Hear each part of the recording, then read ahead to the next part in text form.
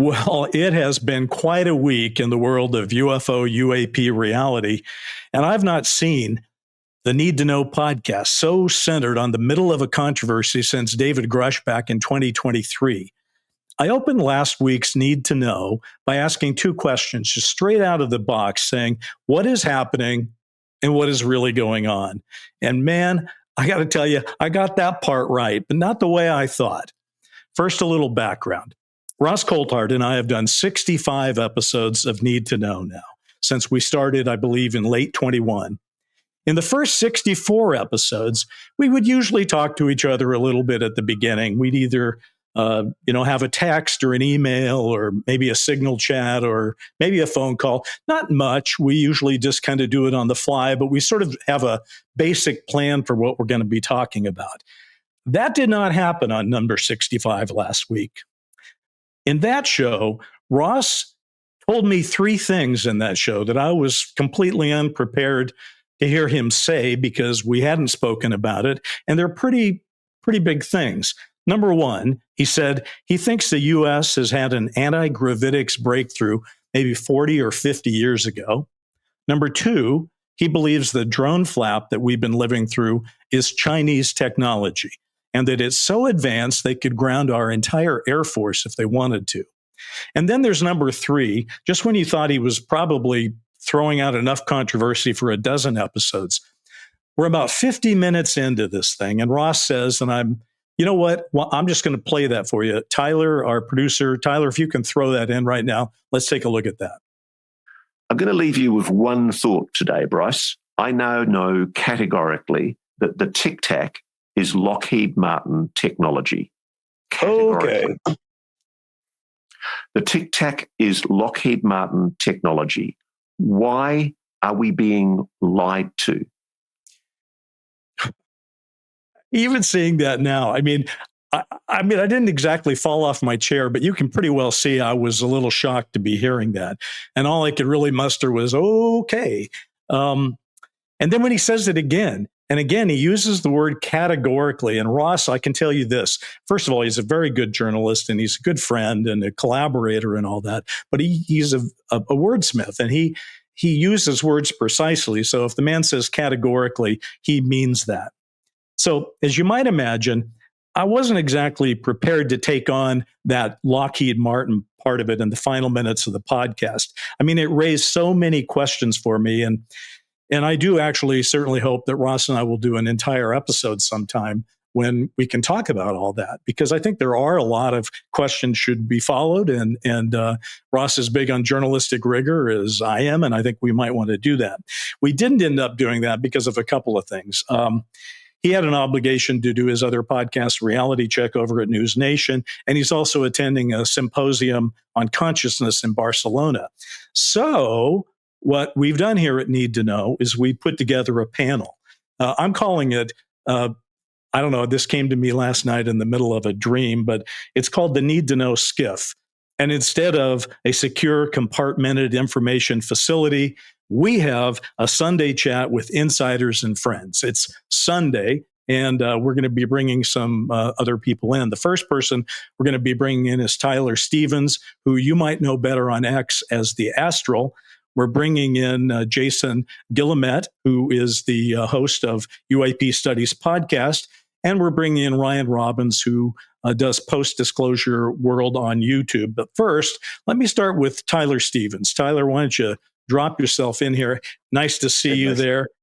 I got to say, besides your other activism on this topic, you are the producer of Need to Know. And I was just wondering, as you were sitting in your I think that's your office, it's your warren, your hive, I don't know what it is. But wherever you were you a little shocked to hear all this coming down?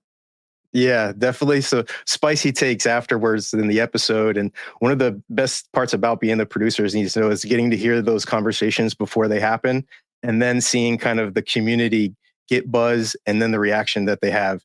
And I definitely knew this episode that this was going to have a lot of buzz from the community and everything after. And you could just see that, the day after and the people who are participating in the discussion online, which is one of the things that I think Ross wanted to have happen, is a discussion, a real discussion about this. Not necessarily you have to decide what it is, but a discussion of let's kind of figure out and get a little deeper into this case itself. So I really enjoyed the discussion. I knew that afterwards it was going to be, somewhat of a, kicking kind of the bee's nest with getting people involved. Even David Fravor actually was asked about it by Jesse Michaels, Corbell and Knapp kind of have chimed in about it as well. So a lot of people are really passionate about this case, and I think getting the discussion going was a good thing and something in the right direction. So. Yeah. And I just want to point out, we're not picking on our pal Ross Coulthard here. I mean, we're trying to treat his statements the same way we would treat statements if, for example, Richard Dolan or George Knapp or Merrick von Rennenkamp said it, or Jacques Vallée or Whitley Strieber. If anybody made the statement, I can state categorically that the Tic Tac is Lockheed Martin technology, we'd probably be doing a show about it because it would be a very big deal. And I certainly do know this. I've known Ross for years now, and I know that he's a very careful journalist. He's protective of his sources. I get all that. But on the other hand, these are big statements.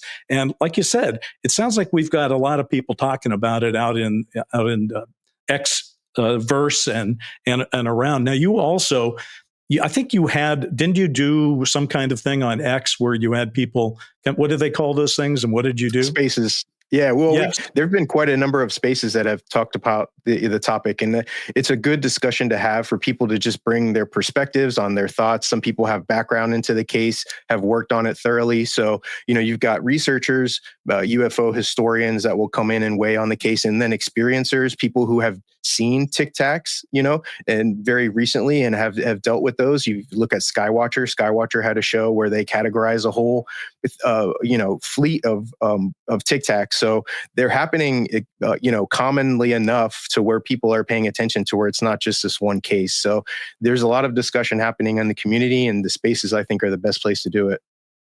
There's a lot we can talk about today, and we will. And I want to get to our guests or other panelists rather. But I know that you're very involved in the whole psi aspect of this thing. And it's kind of interesting. A week ago, Ross said the things that I just quoted him on. But today, he had a reality check episode, which I believe was taped several days ago. But he said something on reality check that kind of advanced what he was saying even further. That's our fourth clip. You mind playing that for us now? What I was told, and I'm reasonably sure that this is the case, is that the Tic Tac was being operated by Lockheed Martin. And it's conceivable that that was being operated neuromeditatively, psionically, by a human psionic, which is what I understand is the way that these retrieved non-human craft are being operated. Well, first of all, try saying neuromeditatively 3 times fast. Right. Were you a little surprised to hear him say that? Very surprised, especially on the very first question. He got it to that. And so he clarified the multiple sources that he had, which I think people were wondering about. I think a lot of questions are having to do with his sources, with this. But the psionics part, I think, was very interesting to me because the question before that was, how was it operated? How was was there a pilot in the Tic Tac? Was it a drone? I think when you look at the Lockheed Martin and how they would be operating it is a great question. And so he went into the psionic aspect of it, and he's been talking about this. Look, he brought in Jake Barber and has been talking about psionics and consciousness for the last couple of months, but, touched on it a bunch and need to know. So it's very interesting that would be his answer into how these are being operated with people with psionics or with psi abilities. So I love the answer just because I'm so into the psi field, but I think it's tough for people to take. It was kind of like people, even that, it makes you step further, even back, just hearing that of how it would operate. So, I think for, just hearing that is kind of even more of a shocker to people.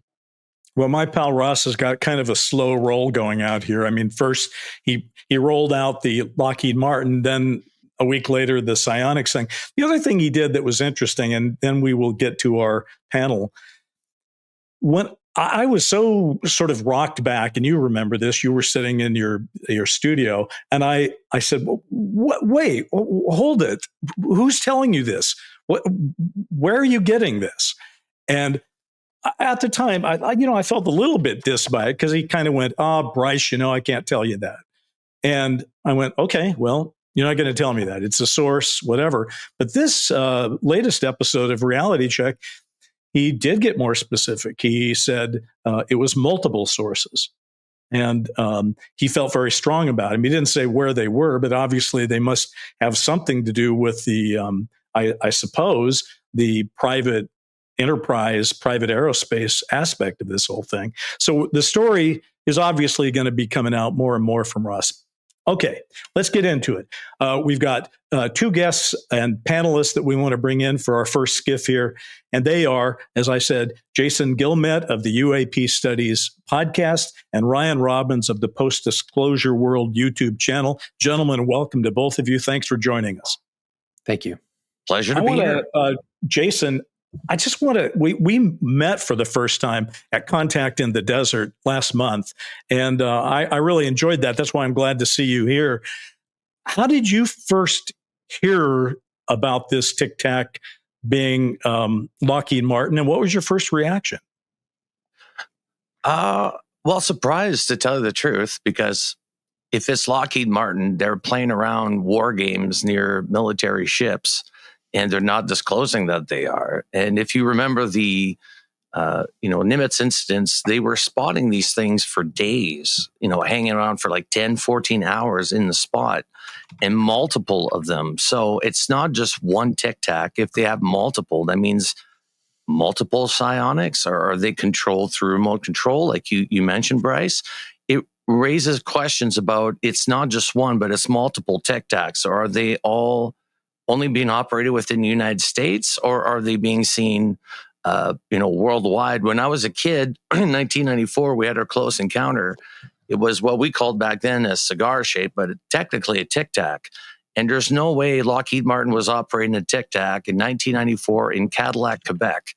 I could tell you that. So it does raise questions about, are the Tic Tacs all Lockheed Martin, or are they alien technologies that Lockheed Martin just reverse engineered? It's a great question, which we'll come back to. Ryan, I want to start with you by saying you've you have distinguished yourself as being a leading advocate for the whole disclosure idea, that at some point we got to sort of come to the fact that we're not alone and that some other intelligence is out there interacting with us. And we've been making steps toward that, obviously, since 2017. I mean, that's when things have really been accelerating. My question for you is, when you look at Ross so confidently state that it's human technology, it's Chinese drones, it's Lockheed Martin Tic Tacs, do you think that makes the disclosure of non-human intelligence, does it set it back or does it move it forward? I mean, there's that debate's been going on a long time. Have we back engineered, duplicated non-human intelligence technology? There are two camps on that. Some people are adamant that we have. Some are adamant that we have not. For example, Jeremy Corbell and George Knapp lean very skeptical that we've back engineered those technologies. Someone like Stephen Greer has been a long time advocate that we have back engineered them. From my perspective, if we've back engineered them, then I think we should disclose, because that technology should not be exclusively applied to national security or military endeavors. And if we haven't back engineered it, if we've failed to understand the technology, then that also gives weight to the idea that we need to disclose, because discovering how some of these technologies works, propulsion, energy, how they work with these craft could be utilized for civilization. And that's some of the things that David Grush, the UFO whistleblower, he talked about that.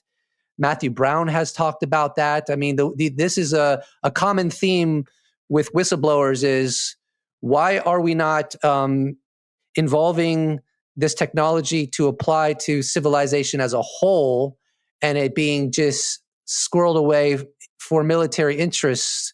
That seems counterproductive, especially when you consider the environmental issues we're having, wars of aggression, wars predicated on resources. Like, why are we keeping this so sequestered away, whether we've back engineered it or whether we haven't back engineered it. I think it's a lose for human civilization, just on a scientific and a quality of life front, let alone how it would expand our minds spiritually and philosophically. So no matter how you slice it, to me, the idea that it's 2025 and, according to Grush, the cover up goes back to the 30s with a edge crash in Italy. I don't know what we're doing. To me, it's just insane. And we should have disclosed decades ago. Probably very true. By the way, as a leading analyst, if you will, of disclosure, not only disclosure history, but also, I guess, disclosure future, were you surprised that suddenly Coulthart is on the side of Stephen Greer? And does that help or hurt? How is Stephen Greer perceived in the community, the UFO UAP community, and then also the world at large? I mean, does this confuse things, or does it start to put people on the same side? What's your take on that? I mean, like you, I would like to know how he ascertained with such confidence that the Tic Tac was created by the aerospace company Lockheed Martin. Greer has said a lot of things over the years, and there's a lot of controversy on the things he said. And yeah, it looks like Coulthart has aligned with his perspective on that. But, look at, for example, David Fravor, Top Gun pilot. I think he was the leader of the Aces. I forget what it's called, the Black Aces or something. One of the best pilots probably in American history. He would know more about aviation than just about anybody. He doesn't think it was Lockheed Martin. And while it's just his opinion, and I will grant he's not read into classified programs necessarily, he would still have a very deep understanding of aerospace technology. He doesn't think it's Lockheed Martin. And if it was Lockheed Martin, I would think this would be one of the biggest secrets the United States could possibly hold. So why is anyone telling Ross Coulthart this? I mean, these would be secrets that I think you would be very punishable.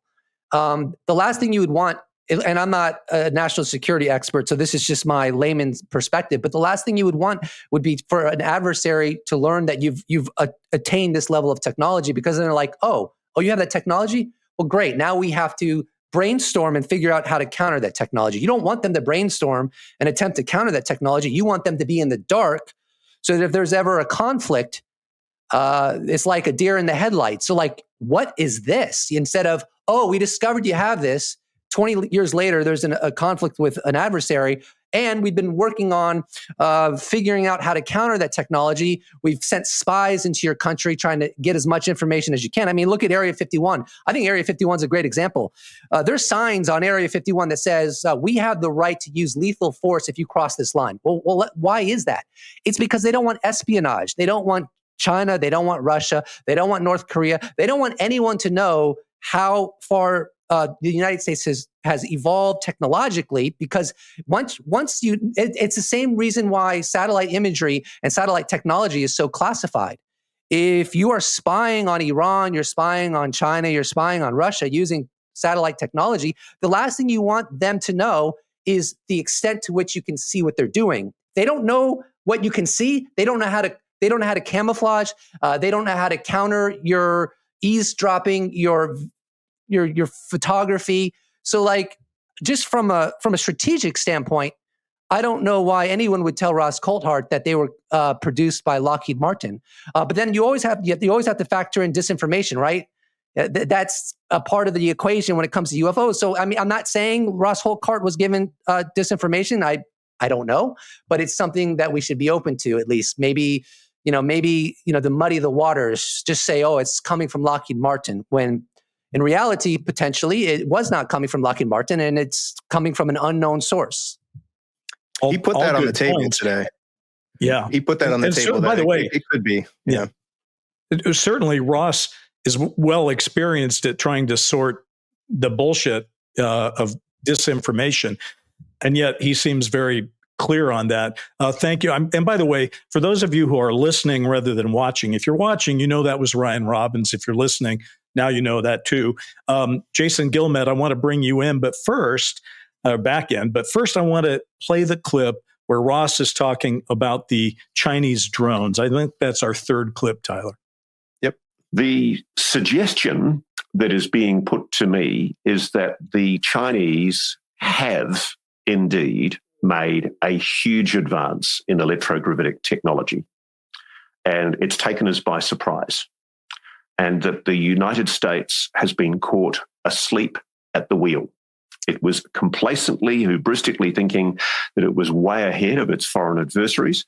And in fact, the big show that took place, notably, I know it was reported mainly over New Jersey, I'm increasingly persuaded that the initial show, at least, was in part Chinese.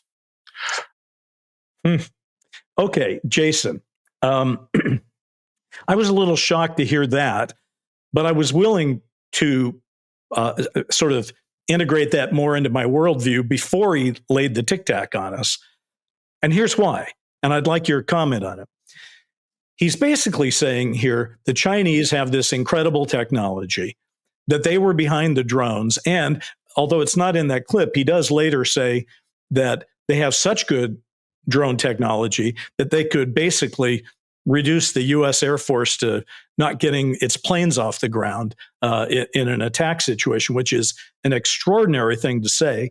And then we are also saying that we have Tic Tac technology, or at least Lockheed Martin does, and we had it, which is a defense contractor, and they had it 21 years ago. So how can we be at such a disadvantage to the Chinese in drone technology, but have Tic Tacs for at least 21 years? Wouldn't that put us on some, I mean, how do you square that circle? You know, I made this analogy once. It's kind of crazy, but imagine nobody's ever had a potato before on this planet. And I give the potatoes to, an Irish family. I give potatoes to a Russian family. I give potatoes to, a Native American family. And everyone's going to come up with different things to do with that potato. The Irish might make it into a stew. The Russians might make it into vodka. The Native Americans might plant them and grow even more. So the same thing given to somebody else across the world will have a different effect. So the same thing with reverse engineering. The Chinese are going to have a completely different view on how to approach this than the Americans do. And the Russians are as well. Now, I don't know if you guys remember, but in the story of Bob Lazar, he mentions that there was 4 Russian scientists who had made a breakthrough in one of their departments. And the next day, all 4 of them went missing. And Bob Lazar gets given a gun to protect himself. Whatever happened there when they made that breakthrough, was it Russia that came back and got their scientists? Was it the Americans that, killed the scientists because they discovered something? They didn't want to tell Russia. The thing is, they're not playing together anymore. Maybe they were in the past, but that's long gone. And there is a Cold War. If I'm going to be honest with you, Bryce, this Cold War has been happening for a long time about who's going to reverse the technology faster and better. And at this point, we don't know who's winning because we were never filled into anything. We like to assume it's the States, but we've heard nothing from Russia. We've heard nothing from China, which surely have equal amount of reverse engineering crash crafts, if not entities themselves. So for them to have the advantage might be, if it is them, then they're telling the States, hey, we beat you to the punch. So while you were worrying about this or building that, we built this, which is faster to the gun and basically beats you technologically. What scares me about the drones is their size. So that people are saying it's about the size of a car. It's super quiet, but they're coming offshore, which means that it's either a boat or a submarine that is not being detected by U.S. radar. And it would be a big boat and a big submarine considering the amount of drones they're releasing in the air. So we're not asking that question of like the source, where are they coming from? Find the source. Instead of just pointing at the sky whenever we see one, try to, and the Army, that's the thing that I think stuns us all, is the fact that you got the U.S. Army going, hey, we're useless. Since when? Since when are you useless? You should be able to shoot these things down. And yet with, like you mentioned, complete impunity right over military installations while they're just sitting there twiddling their thumbs going, I don't know. That's the part that's scary, especially if it's China, Bryce. It's basically catching the U.S. with its pants down at the moment. Jason, do you have a personal theory about how you can explain the whole drone situation? I mean, if you think about it, it's been going on a long time, and it isn't just New Jersey, but that was sort of a flashpoint. And I even remember, Ross, in our early drone shows, which go back just about a year, when Tyler, I think when you were first joining the show, Ross was pretty clear that he was a little skeptical of the Chinese thing.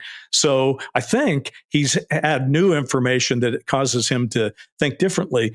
But Jason, I know that you've covered this on your own podcast, and as many have, and you've certainly taken some time thinking about it. What do you think is really the drone situation? What's your take? Oh, it's a power move. Hands down a power move. So I play chess quite a bit. So I'm always looking for threats. Threats that I can pose, threats that others can pose, the upper hand. Usually an upper attack or sooner attack is good because it forces the person in the corner. You got tensions politically where the United States is finding itself turning against its allies, like Canada, where I live, and everywhere else. And all their allies are turning against the States because the States has made it clear they're not willing to play ball with anybody and basically put tariffs on everybody that doesn't agree with them. So what's happening is that it's weakening the country, and people don't have the attitude towards America that they used to. And if China wants to invade Taiwan, this is the time to do it, baby, because the States is probably one of the worst positions it's ever been in the fact that it's making all the other countries not like them because of what's going on geopolitically. But China is also saying now it's time to show the States what we've been working on as a power move, since the military really hasn't done much. And they can't pinpoint it to the Chinese. I mean, if they were to shoot this down, could they pinpoint it to the... There was a balloon, a weather balloon from China that went over the States for how long? Like, it was there for a week. Everybody saw it, and it was never brought down. So you got to imagine that these drones are even worse than the weather balloon to be able to be a risk to Americans everywhere. And I think it is a risk, because if these things can fly and jets can't bring them down, they just disappear. They move really weird. Like, they have the upper hand right now. And yet the government say, hey, it was the FAA, and the FAA going, what? It wasn't us. What are you talking about? So I think Ross's explanation probably gives us more of, I said, concrete explanation where they might come from, as opposed to, we don't know. Go about your day. I think having somebody come out and say, hey, I think this was from China, at least somebody's saying it, as opposed to nobody talking about it, which tends to be the case in media. On our platform on X, we did ask people about it, and we got 2,328 votes, and, pretty amazing in one day. And we asked on the recent Need to Know episode, co-host Ross Coulthart states, quote, sources are telling me that the drone incursions over the continental United States, a large part of that originally was Chinese. And we asked, how do you feel about that? 18% agreed with Ross's statement there. 35% disagreed with it. So that's about 2 to 1. 41% said they didn't know, and 6% said they didn't care. So that's about 50%. Does that surprise you that you've worked through this to say you think it's Chinese, but it sounds like the community, the UFO UAP community, isn't buying that yet?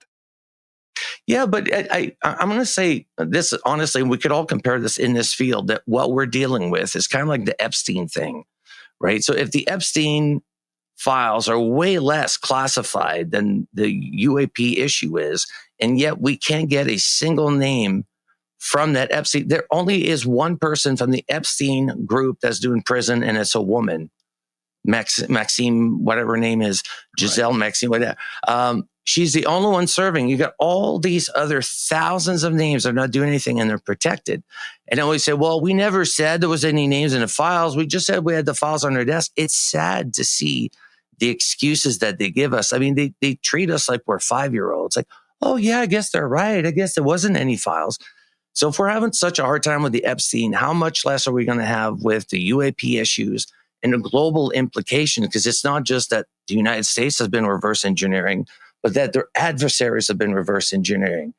And how far along did everybody get? Like, how far along military-wise? Because the military in the States is 50 years ahead of general science at all time. 50 years. ahead of us. But with this reverse engineering, how far did they get ahead? And what's the game plan too, Bryce? Like, when do they finally come out with all this tech and everything that they got and show us? Or is that not even in the cards?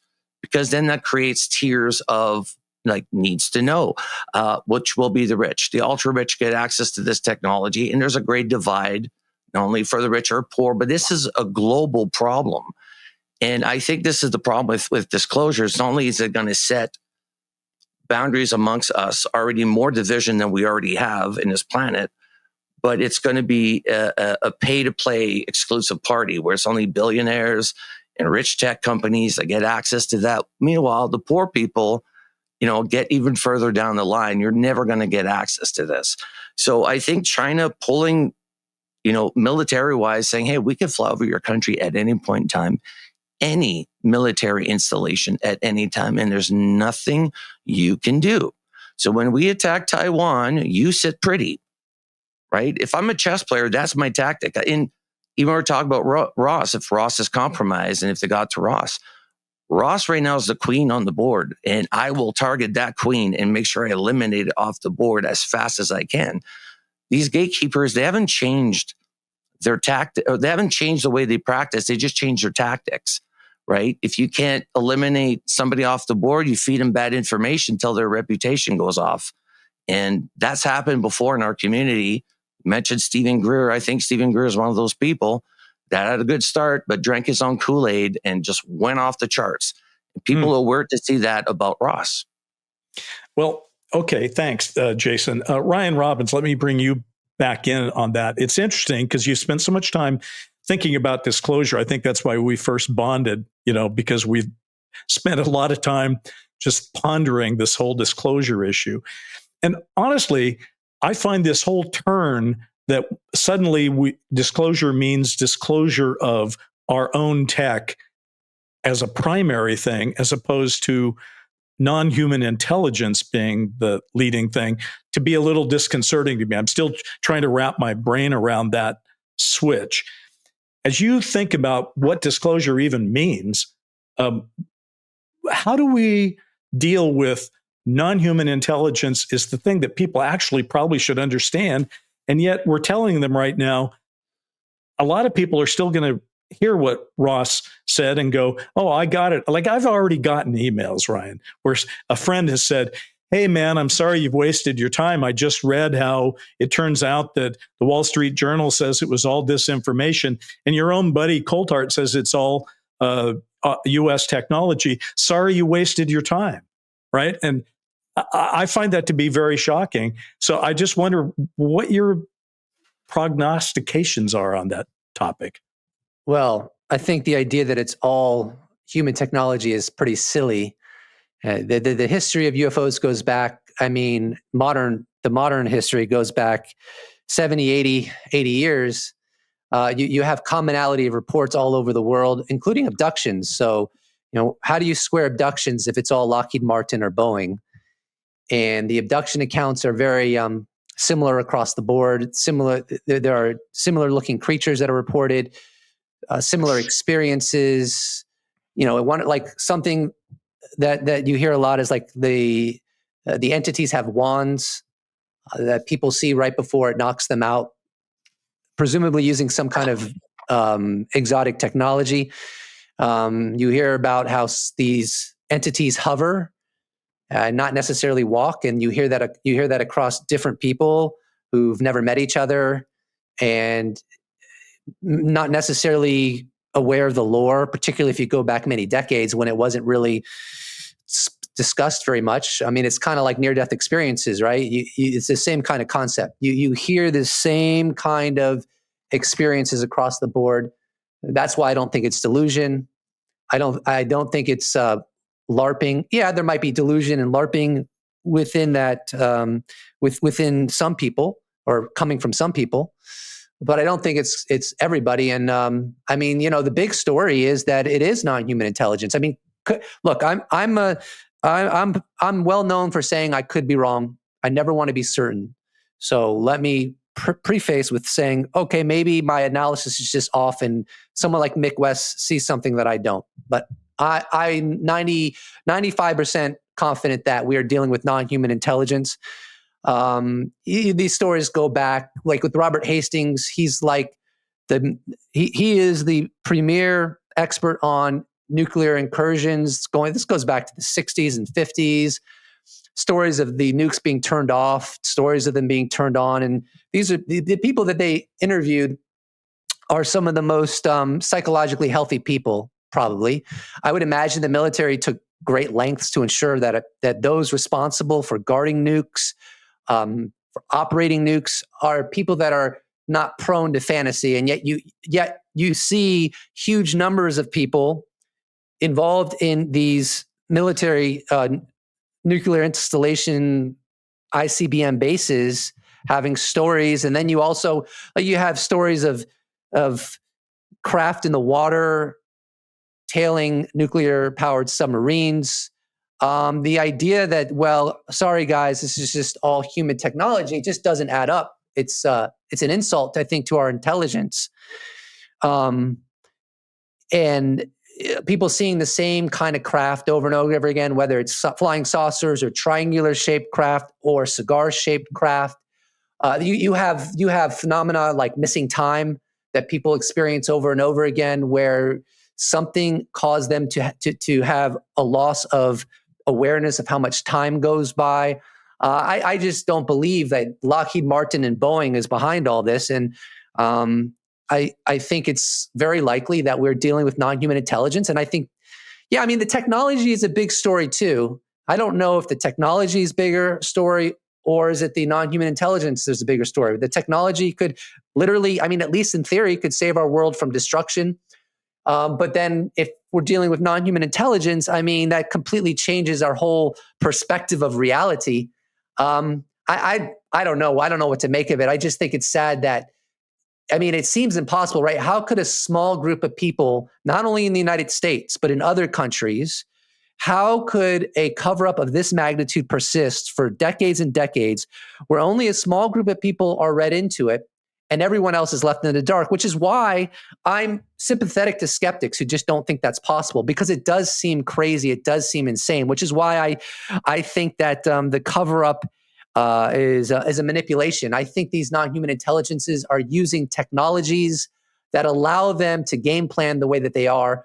I mean, after all these decades, you're telling me that no smoking gun evidence has accidentally entered the public discourse, or like there's no security cam, like there's no not just one security camera, but like, why aren't there like 5 security cameras from 5 different convenience stores that picked up a flying saucer or a cigar?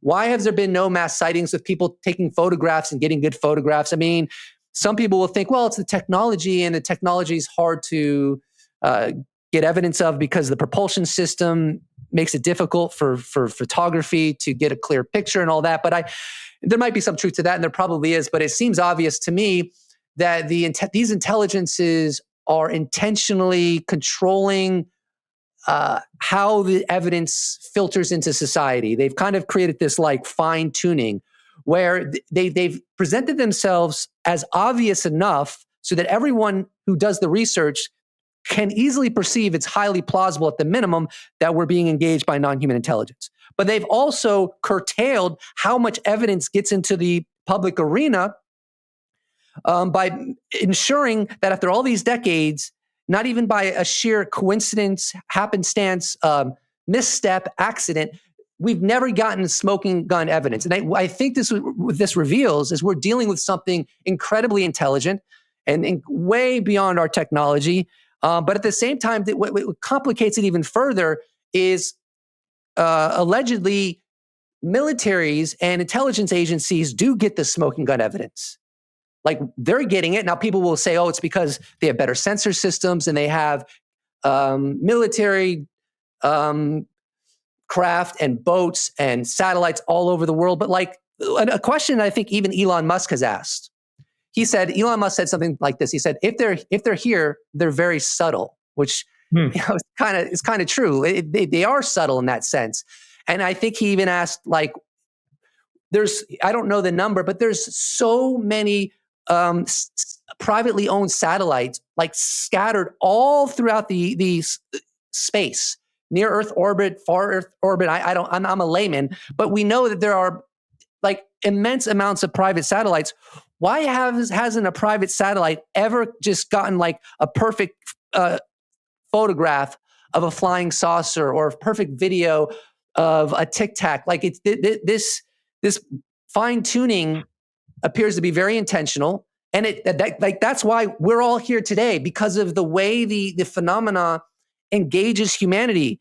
It engages humanity, allowing us to be highly confident there's something here, but it doesn't engage humanity in a way that leads to our scientific institutions in unison saying, yes, we're not alone. Like that, to me, that is not a coincidence. That is not happenstance. That is not merely an outcome of the technology.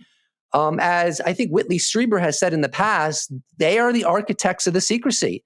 At any moment over the past 70, 80 years, they could just show up over the Macy Day Parade. They could show up over the Super Bowl. They don't even have to be creative like that. They could show up over a Walmart on a Sunday afternoon, and there will be people with their cameras getting the footage. And if they're so advanced, I'm sure that they could alter their technology for like 5 minutes so that it's easier to take footage of them. Or they could even create a craft that doesn't use such exotic technology, but it's exotic enough so that if a lot of people acquired proof of it through their phones, then we could end the conversation. So, and I think, Bryce, you've brought this up yourself. You said, and you could do it much more eloquently than me, because you're the one that I think said this, and I don't think I've ever heard anyone say it quite like you did. But you've said something before, like the intelligence agencies and the military and the phenomena have something in common. They both keep it a secret. The phenomena wants to keep it a secret, and the intelligence agencies want to keep it a secret. So I'm not gonna cuss, but I'm gonna say it's blank up. I mean, we just gotta, it's bizarre. It's absolutely bizarre, and I just don't think it's happenstance. And I don't know what to make of it. It's just beyond my pay grade. Yeah, fascinating. And by the way, they have showed up at a soccer match in Italy in 1954, where apparently 10,000 people saw them, and that just got put aside. But I will say this: if they showed up in the same way they showed up in Italy in 1954, if they did that in 2025, that would be a bigger deal, because we would cover it on social media, and there'd be photos and all of that. Interesting. I want to drive back to you, Tyler. I'm fascinated by what Ryan just said, but what's interesting to me is that it seems clear we're here talking about technology today, right? There's, Ross has opened that can of worms by saying that some of the technology he believes is man-made, but then he's also saying, he's careful to say, but there's NHI, and maybe that's where we got it. But what's interesting is, I watched Reality Check with Ross talking today, where he started talking about the psionic aspect of it. And it's so incredible. We've moved to the place where if you talk about technology, that seems very real and grounded. And you're like, yeah, it could be our technology, or maybe it's the NHI technology. But when Ross started talking about psionics, he almost sounded like the tinfoil hat guy. I don't mean that as a pejorative to him. I'm just saying, I'm sure people who are listening to it are saying, I thought we were talking about technology. Now you're talking about psionic hailing of things and all of that. How do you rationalize this technology and psionic aspect to it, especially with what Ryan Robbins just said, talking about like they have the ability to end it, but they don't end it. What is this intelligence, and why don't they communicate to us differently than they seem to be communicating? Yeah, it's a good set of questions. And for me, when I think about the psionic aspect, when it's physical craft, so you're using psi to affect technology, or to direct technology, that when a lot of people are in an altered state of consciousness, or like an abduction, Ryan mentioned Whitley Strieber, and they're using the ship, they're driving the ship, they're using their consciousness, they're using telepathy in their mind to steer the ship. It's not a physical steering wheel. And so I find that very interesting, that if that were taking place in, these alternate states of consciousness, that that would be sort of the goal, is to fuse this mechanism in place for the ships of how that would work. And one of the things that, you guys mentioned Elon Musk, but one of the things that I thought of when you guys said that is Elon Musk basically said, he was asked, like, why, do you think we've back engineered technology? And he was like, no, because they would be killing me at SpaceX. They would have all of this stuff.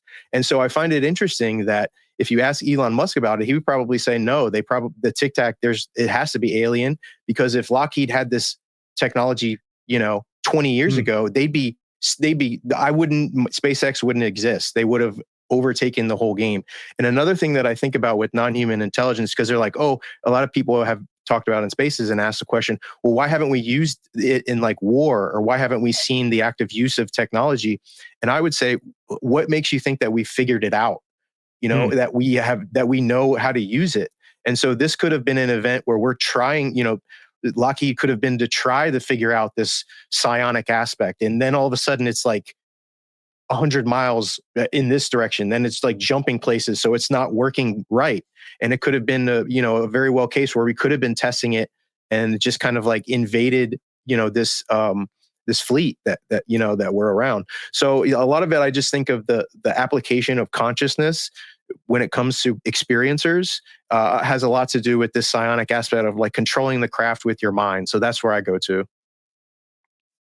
Excellent. I'm not going to say, by the way, that our friend Ross has been had by disinformation agents. I don't think that's the case, but he has heard some information that's got him thinking. So I'm going to pose a thought to you first, Jason, but I'd like Ryan and Tyler to join in with the discussion on that, on the other side of it. And it goes like this, Jason. Okay, for about 80 years, we could say the sort of plan to keep a lid on this whole thing was sort of denial and ridicule, right?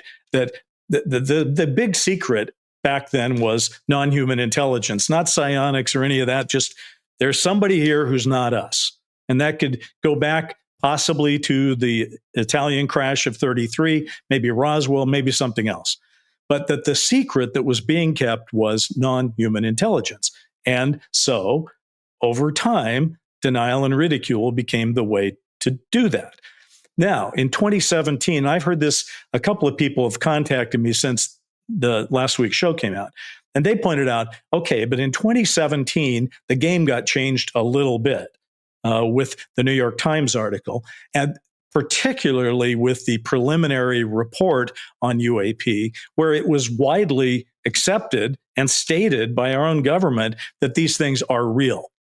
Okay. It wasn't necessarily saying who did them, but it was saying there is technology out there that we don't know what it is, and we don't have it ourselves, and it's very disconcerting. So therefore, if the government is saying that, these people have pointed out to me, denial and ridicule isn't quite the go-to place that it used to be. And they were positing that if you take a look at what is sort of on the table right now. First, you had those Wall Street Journal articles, which basically said it's disinformation. It's always been our technology, and the people in the US government were using disinformation by saying that it was aliens, blah, blah, blah. Okay, so that would be phase one of a pivot, right? But they point out, well, phase two would be to say the drones are all Chinese. And phase three would be to say, and by the way, don't worry about the Tic Tac, that's also human, right? Are we, in your view, entering a new pushback from these gatekeepers that is pivoting from denial and ridicule to admitting there are strange things out there, but they're just ours? Yeah, but I think with this new generation, they're not very smart. So we're not getting the old good lies that we used to. They're actually quite pathetic the way that they come out. And I don't think they've convinced me at all. I am very zero on that fact. And I think a lot of people were, if anything, pissed at the article, kind of saying, what are you doing? Like, the genie's already out of the frickin' bottle. You can't put it back in no matter how much you try. And the thing, oh no, all the UFOs you've ever seen is US technology. Okay. Like, right. I have to have the IQ of 12 to swallow that pill. You know what I mean? Like, it's not smart. But they have to change their tactics, because now with, Need to Know podcasts and all the podcast platforms out there, all the news networks, Joe Rogan. It's all coming out because these whistleblowers are coming forward. They're talking about it. Excuse me. And there's nothing they can do to hide that. Before, they come knock on your door if you had a radio show like Art Bell and say, hey, you shut up now, otherwise there'll be consequences. But now they can't, because you'll be recording this and you'll put it out within 24 hours. That gives them no time to come knocking at your door. It's already out. And everybody's doing that. So all they're doing is monitoring the net, watching you guys, watching all the other big podcasts. What are you talking about? And how do we circumvent that from happening in the future? How do we take the kneecaps off this guy so he looks like a fool and discredit everything that he's had? And quite frankly, in this field, and you guys will most likely agree with me here, it is so fickle. You could be right about 99% of things. You're wrong about one thing. They will discredit you. Everything you've ever said is a lie. Like, I don't know of any other field that is this brutal for people who are trying to investigate it or bring, like, I know nothing else. Like, it doesn't matter what the subject is. I've never seen that. We eat our own, like piranhas. The problem is that when I was talking to Daniel Sheehan the other day, he was mentioning how the tiers of political systems, they all need to take basically a route that would certify they would make it to the next tier. That one needs to take, like, it's crazy that the U.S. is set up that way, where they're using the own political system to never tell you anything, because it has to be approved through this guy, and this senator needs to do this, and then it needs to pass at this level. That is a great way to hide things, isn't it? Like, sure, I'll tell you the truth once I put it through government. And we know what happens the minute it goes through government, just disappears. And again, I hate to bring up the Epstein list, but the fact is that they backtracked on that sucker so fast. You know, oh, no, there's no Epstein list. Like, really? Kash Patel, because you were dead serious that you were going to bring that out. All of a sudden, oh, no, there's nothing there. My guess is behind the scenes, these shadow governments, whoever runs the Epstein and the UFO stuff, I mean, the threats they must be delivering to people must be of substantial weight. Because we're getting some revelations against some whistleblowers, but watch the whistleblowers that come from, like, the Boeing guys, meant to testify first thing in the morning, found self-deleted in his hotel room the night before. Come on, right? Like, we can't think. Even Phil Schneider was another one who was telling us a long time ago about what was going on in the Dulce base. And he happened to off himself with his own catheter cord 3 times around his neck because he hated himself that much. Here's the thing. We got to admit that there's so many crimes against us too, Bryce, that disclosure coming forward, even if we say, look, it's the Chinese tech, look, we have this tech. How many people have been killed, not only in the crashes of trying to test out this technology, which there must be some training exercise, the people that have had bad adverse effect, medical effect, which they mentioned in Congress at the hearings, men and women that have been in the service and they cannot get any medical treatment from the VA because they were never there. They can never confirm that they worked at Area 51. So these people have cancers that will never be covered by the VA. And it was caused from their jobs amongst these things. What I'm saying is that, there's only a few hundred people maybe keeping this secret, but there's thousands of people that have been affected either emotionally, mentally, or physically because of these crafts or the secrets that the government has kept. I think that's the part that irks us the most. It's not us being called stupid for saying, no, these things are real. They show up in my bedroom in the middle of the night. It's the fact that they'll kill you and then still gaslight you and go, oh, no, it's not there. And we're past that point. Like, I mentioned this before, the genie's out of the bottle. You can't bring it back. What you can do, though, is try to inundate, which I think we're seeing more now on X, flood the system with information, flood the system with whistleblowers, flood the system where you don't know where to look anymore and you just give up. That's the tactic I would use, where you can't tell real from fake anymore. And we're seeing that more and more, I think, on X. I think that's why people are very, they got their hands up. They don't want to accept everything. They're thinking, oh, no, but this guy's got to be compromised. There's no way that person knows anything about anything, which at this point, I'll take Ross's, statements about China because nobody said anything about the bloody drones. They're just, oh, no, we don't know where they are. Just look away, look away. Here's a war. Focus on the war. Ooh, nice fire over here. And then they take away what they don't want you to look at every single time. like the Epstein list, perfect timing. California or Texas fires or floods, right? Focus on the floods, not the Epstein file. No, that's not on that. Well, And Jason, you have certainly guaranteed we are going to get mail and comments by bringing up the Epstein file so many times. for sure. But it's very similar in the sense of like, listen, we'll never I take get the your list of names. Yeah. So, Ryan, I guess then the question I have is, as you've pondered this issue, do you think that we are in the middle of the tactics of pushback of the disclosure issue are changing? Do you see a change in those tactics in what we are seeing and talking about right now? No, I think they're just going to use all of the tactics above. I don't think they're going to focus on one tactic. I think it's just going to be kind of cyclical, and they'll use whatever tactic they think is most efficacious at any given time. Their tactics could change next month, next year. I totally get where, George Knapp is coming from. He's known to be pessimistic. He doesn't think there'll ever be a government admission.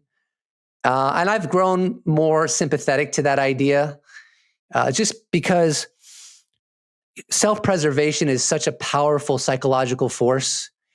And disclosure, I mean, when you really think about it, I'm not a historian, but I think it might be fair to say that it would be the biggest scandal in human history. Who wants to be on the other end of that? What former president wants to admit, oh yeah, I went along with the cover up. I went along with the policy of keeping 8 billion people in the dark about their place in the universe. What current members of the intelligence agency want to be on the other end of that? The fallout of such an admission would put so many people under a spotlight of guilt. I just think that the system kind of contains itself, largely because no one wants to be held accountable. And that's just self-preservation. That's not something unique to the government. You can see that in corporations or any organization. If they think that admitting something is going to give them a lot of trouble and potentially even give them serious legal troubles, they're going to always prefer to keep it secret than to admit to it. But I don't know if the tactics are changing. I think that you're dealing with really smart people. I know that George Knapp has said that they're better at their job than we are at ours, and that in the sense that they're better at the gaslighting and creating circumstances or influencing circumstances that make it seem or appear like this whole topic is not credible.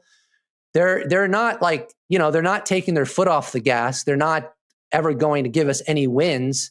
They don't want this to come out. They don't want to be prosecuted. They don't want to be held responsible. And I am fairly skeptical that it's about national security. I mean, maybe that's what they tell themselves. Maybe that's what they rationalize in their head. But maybe I'm wrong. But like, these are really smart people. It's hard to convince me that they haven't had the thought process of, maybe people have a right to know. Maybe it is outlandish that we are preventing 8 billion human beings for knowing about scientific realities. One of the analogies or metaphors, I always confuse those, but let's go with a metaphor. One of the metaphors that I've used in the past, imagine if, multiple countries decided to cover up an island the size of Hawaii. And just imagine something relatively mundane, like there were animal species on that island that have never been shared with the scientific community. You can imagine that if such an island was covered up for 80 years, and then suddenly it says, oh, by the way, there's an island in a remote part of the Pacific. It's beautiful. There's plant and plant species and animal species that the scientific community has never had an opportunity to acknowledge or know about or even investigate or study. Jurassic Park. The anger from the scientific community would be endless and infinite, right? I think it would be. I mean, scientists take the natural world incredibly serious, as they should. Now multiply that by like 1 trillion, and now you're dealing with non-human intelligences that are abducting human beings, that are crashing their amazing technologies, allegedly at least. And there's recovered bodies, allegedly. You're opening up a new world of science that makes covering up an island look petty by comparison. These smart people, they understand this. The people behind the cover up, in my opinion, they have thought through the gravity of disclosure better than we have. Maybe because they're more motivated to do so, because they know if disclosure ever happens, everyone's going to be scrutinizing them. I actually forgot what I was, but that's just how I feel right now. I'll leave it at that. I'm mesmerized, and I love the island metaphor.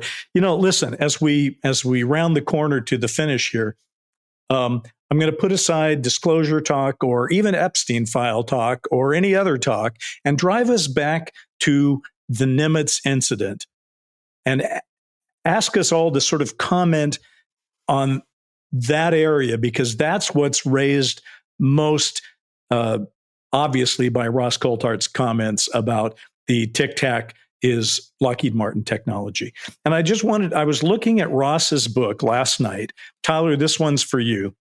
I'm looking at Ross's book, In Plain Sight, which is a terrific book. And I think that's actually how he and I met, because I enjoyed his book so much and but it has a chapter about the Tic Tac. And frankly, if you read the chapter, I mean, he may be able to parse it and say, I never actually said it was non-human, but it sounds like it. But at the end, he uses a quote.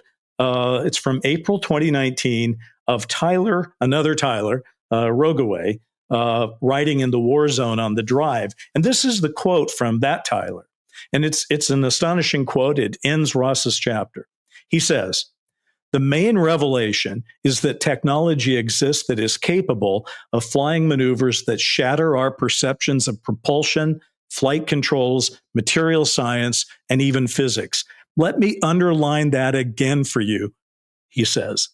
"The Nimitz encounter with the Tic Tac proved that exotic technology that is widely thought of as the domain of science fiction actually exists." And then in italics, "It is real." He goes on, "It isn't the result of altered perception, someone's lucid dream, a stray weather balloon, or swamp gas. Someone or something has crossed the technological Rubicon and has obtained what some would call the holy grail of aerospace engineering." So, Tyler, what's your take on that? Well, I would think that, first, I think Ross has done his due diligence in looking at multiple sources for this. So you got to respect in that regard.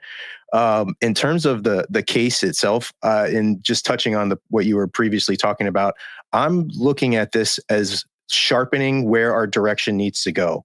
So if we're looking at the Nimitz case and the details around it, we should now have the ability to, the hearings, there's hearings coming up in the next couple of weeks in July. So for us to bring forth Lockheed Martin and to actually get to the bottom of this case would probably be the best thing for this to happen. So, and we also keep in mind that this was the same case on the US Philadelphia, in which DARPA agents, scientists dressed in black suits came and confiscated the radar data. This was the same case. So, why would they do that out of any other cases, that we know about? Why would DARPA send scientists to come and confiscate the data? So that's, I think, an important point here is, I think the real question is that we can now acknowledge based off of that event that technology exists, sure. But the real question is, do we have possession of it? Do we understand it? Do we control it? And I think that's, really gets down to the question. And I think, one of the things that I think is happening in the topic is it's sort of getting grounded. When before, if you were trying to approach government disclosure in Congress, you were like, hey, it's all about it's all about the aliens and the non-human intelligence and, all of this stuff that's happening in abductions.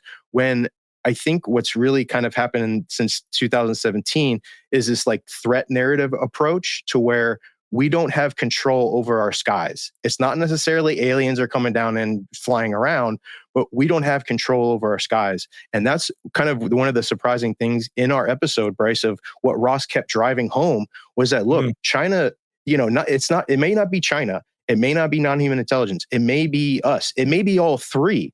But bottom line is we have generals saying on this 60-minute episode that he brought up multiple times, we don't know what it is and we can't figure out what it is. And that in itself is a huge concern. It should be to every American. That should be a concern. And I think that's kind of one of the, and then after the episode, I watched the 60-minute episode. I hadn't watched it yet. And so that really drove home. I'm like, wow, like now I understand why he's really been on top of this drone thing for the last 6 months. And so that kind of one of the things that I took from the episode was the real concern about not having control over our skies. And maybe that is the direction of that disclosure is going, that our journalists that we want to say it's aliens, it's this, are kind of coming out and saying, well, no, let's pump the brakes on everything real and let's get a grounded report on things and get the discussion going so we can actually figure out what is non-human intelligence or what is just our stuff. So hopefully that's the direction that we're going. Excellent. Thank you. Jason, I'm going to throw this back to you because you started our conversation by pointing out some of the things that this Tic Tac event from the Nimitz in 2004 had going for it. First of all, as you well pointed out, there were multiples of them out flying around. So it's very odd to be testing craft that way. Hold that thought. I just watched Richard Dolan's response to what he heard Ross say. And of course, Dolan is a great thinker and researcher and historian on this. And he basically said, if you're going to say this is human, then you have to show your homework. He said, if we're claiming this is Lockheed Martin or some other black project, fine. But then someone has got to start showing the physics, the energy systems, the command chain, because these are real problems that with that explanation. So I guess I just want to ask you to sort of sum up where we've been here today and drive it back to the Tic Tac case from Nimitz in 2004, which not everyone who's listening is up to speed on. So go ahead and be as basic as you need to be. I just want to hear your take on why it seems improbable to you, because I believe that is your opinion, why it seems improbable that the explanation for what happened at the Nimitz is Lockheed Martin. Yeah, and I'm not saying that Lockheed Martin wouldn't have created a Tic Tac of their own. Why I'm saying that this makes sense just for the 2004 incident is that it was Kevin Day, the radar operator on the Princeton, that kept noticing these multiple crafts in the vicinity, which would impede their, they were supposed to do an exercise, but they can't send pilots out there when they don't know what the heck is going up and down. And they would record these things going from 5 feet above the water to like 86,000 feet in the air, which is pretty much space, within fractions of seconds. Now, that behaves very weird, and you would assume, well, maybe it's my radar tech. But the Princeton had just been equipped with the new radar system. So you got to ask yourself, were they there before? We just picked them up now on the new radar system. And I think that's the case. As we're increasing our technology, we're spotting them a lot more. When they were dispatched, the pilots didn't know what they were expecting, and it was only one Tic Tac at the time. Now, it was doing something above the water. Now, it's moving around like if you could picture a hummingbird moving around on like fast forward, that's literally how these things move. So it makes no sense to consider that that would ever be human. You would be spaghetti sauce on the inside of this thing. But there was something under the water churning, and they thought maybe it was another craft underneath, but it looked like it was doing something to the water. We hear this often that, UAPs may be able to generate energy from using water. Maybe that's what it was doing. But the part that gets me is when David Fravor went down to go see what this thing was doing, it turned around. It knew David Fravor was there, and it countered his moves. It then went to the waypoint where they were supposed to meet, where all the other guys were, and it knew they were there. Now, the thing is, that to me, we're talking about psionics and the extension of consciousness into these craft. That craft was conscious and could read minds because it knew what David Fravor was doing in his maneuver, and it countered him. Then it took off to his cap point where it knew they were supposed to be. And everybody else in those planes saw the bloody thing go by. So again, we're talking about psionics and all that. If it is, Lockheed Martin technology, and then the pilot was either not human or is the most advanced pilot psionically that we can possibly know of. If that's what they put inside the Tic Tacs, then what accounts for the other 20 Tic Tacs that were out there for 14 hours just hovering in place? You can't do that on the craft. You need to refuel. The pilot would have to stand up. It would be these things that stand up there for so long. So I don't think that matches what Lockheed Martin would be. And why would Lockheed Martin risk being anywhere near the Navy and being discovered if it's that much of a project? Much less exercise the speed and velocity of this craft in front of the top fighters, like you were saying, Tyler, the top fighters in, the U.S. Air Force. Like, that to me is crazy. I'm not saying Lockheed Martin doesn't have that kind of technology, but nowhere near that simplistic looking, like ceramic looking. That's alien technology when it just looks so simple, but you can't fathom how it works. Well, in fact, I don't have this in front of me, but I think I read in Ross's own chapter that by some calculations, these things were capable of going 25,000 miles an hour, right? And that something like 1,200 G-force, or just outrageous things that would turn any human being into a puddle of blood if they were inside the thing. So, but then again, if they were at the speed of thought, right, Bryce? Like, so, you could think it and you're there. Yeah, absolutely. Not Tyler, Ryan, let me run back to you for this. I remember when Richard Dolan and I were writing after Disclosure, the one thing we thought is that at some point when this finally all comes out, we're going to have to rewrite all the history books because they're probably all going to be pretty much wrong, right? So my question for you, because I know you think about this, someday, some way, there is going to be some form of some disclosure. I mean, the center cannot hold forever on this. Some kind of understanding is going to be reached.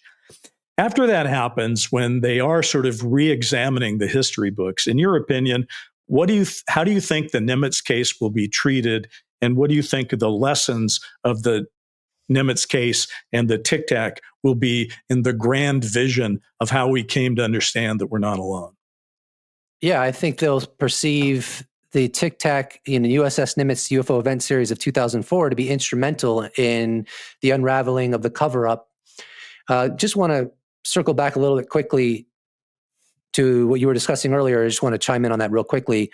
Chad Underwood, the aviator that actually took the footage of the Tic Tac, as I recall, he's had incidents where he would witness secret prototypes from built by aerospace companies, and he would be asked to sign a non-disclosure agreement. He's spoken, as if I recall correctly, he's spoken explicitly about this. I think Jeremy Corbell reminded me of this recently.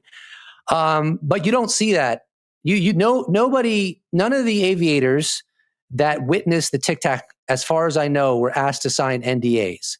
So you would ask yourself, why does Lockheed Martin not care that they could someday be vocal about what they saw if it's like their super secret prototype? That doesn't make sense. And another issue that hasn't been discussed on this panel is that David Fravor has stated that Chad Underwood's radar was jammed, and it was jammed by the Tic Tac, which in military terms, that's an act of war. So now you have to factor in that no one was asked to sign a non-disclosure agreement, and they're screwing with Navy pilots and jamming their radar. And just like, is Lockheed going to go that far to test their technology? Like, that's why they have Area 51. Like, that's why they have these bases, so they can test their technology in secrecy and do whatever they want in a safe setting. But getting back to the significance of the USS Nimitz UFO event series of 2004, I think it will be incredibly important because, if Lou Elizondo had come forward in 2017, but there were no videos released, David Fravor did not come forward, the other aviators did not come forward, I don't think we'd be where we are today. Changing the conversation on UFOs is such an uphill battle, partly because the scientific community and the journalistic community are so they're hostile toward the topic for whatever reason. You really needed something powerful to cut through that. And as I recall, like David Fravor didn't even want to come forward. Like if I recall correctly, Lou Elizondo had to convince him to do it because David Fravor just wanted to live his private life and not be involved with this UFO thing. And I think people will say like, okay, so these encounters have been happening with the military for decades, and yet this is the event that began to change the conversation in such a significant way. Like, where was everybody? Like, because this wasn't the first engagement. There have been many engagements by the military, and I think that's one of the things. I think one of the things that historians are going to say is just how weird it is that we went so many decades ignoring this topic, relegating it to the fringe, while weirdos like us, right, kind of obsess over it. Like what? In fact, I remember there's a quote from the book you and Dolan wrote after Disclosure. I think Dolan wrote something about like historians are going to be like, what influenced the psychology of humans to ignore this topic when there was, in many respects, so much evidence already out there.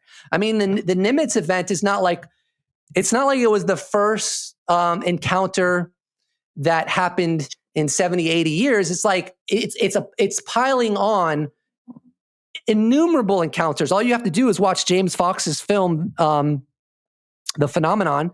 It's all laid out in that film, or you can read Leslie Kean's book, UFOs, or you can, if you want to go even deeper, read Dolan's books. He's written many books. Like, it's all been laid out. But the Nimitz event it changed the conversation. It put us, and a lot of people will push back and say, oh, this is just a recycle of everything that has happened before. But I've never bought that argument. I think it's a silly argument. And also, there's another reason I think it's a silly argument. It's a silly argument because whenever something new happens, it's building upon everything that happened previously. So you can't really make it's cyclical argument, because that ignores how everything that happens now becomes more substantial because of everything previously. Think about all the things that built upon the Nimitz incident coming out. I mean, look at the whistleblowers that have come out now. Like, imagine if those whistleblowers would have come out and there was never, like, imagine if a year before the Nimitz event came forward, Jake Barber came out or David Grush came out.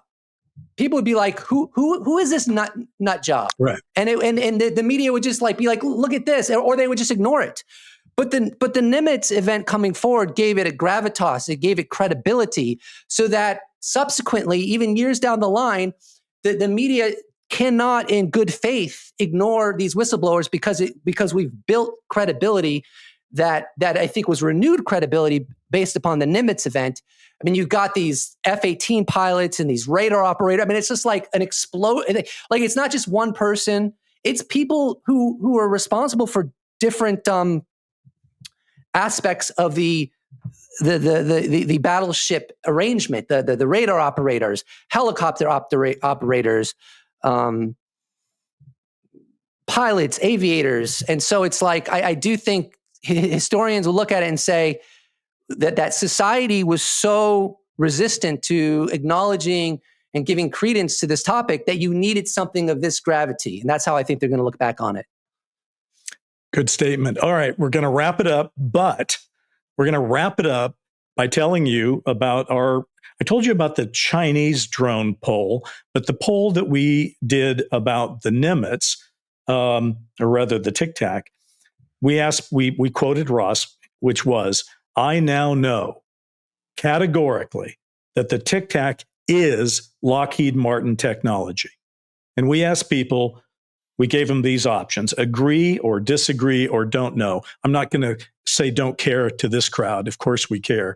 So we're going to start with you, Tyler. The statement is, now remember, Ross, he might say later, well, yeah, but it doesn't mean there isn't NHI. But this is the statement he made. He said, I now know categorically that the Tic Tac is Lockheed Martin technology.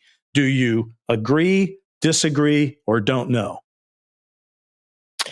I agree with a caveat that technology would include non-human intelligence back engineering. So I agree, but there's a non-human intelligence aspect to it as well. So you agree that Lockheed Martin has Tic Tac technology? Right. Yes. Okay. Jason? Yeah, I'm going to say Tyler's answer was really spot on. Like I say, I would agree they have it, but it came from a source. It came from somewhere originally that was not human. Okay. Ryan? I'm going to say it's unlikely that it's Lockheed Martin technology. I don't want to be dogmatic about it. I just think it's unlikely. And that's really all there is to it. So we put that in a disagree. Okay, so I'm just going to say, look, I love Ross. He is my friend. He's my collaborator. I respect him, et cetera, underlined. But I disagree. I do not think the Tic Tac is Lockheed Martin technology. I just don't think it's true. But, time will tell. You have to explain it now, Bryce. You have to explain it now. Yeah. So, gentlemen, I feel like this has been a really interesting thing, and I've really enjoyed it. And I thought the conversation was lively, and I hope we've added something to the debate. And I hope that you'll all come back and do it again some other time. But as for now, thanks so much for coming into our skiff here, and we appreciate you. We appreciate your thoughts, and on to the next.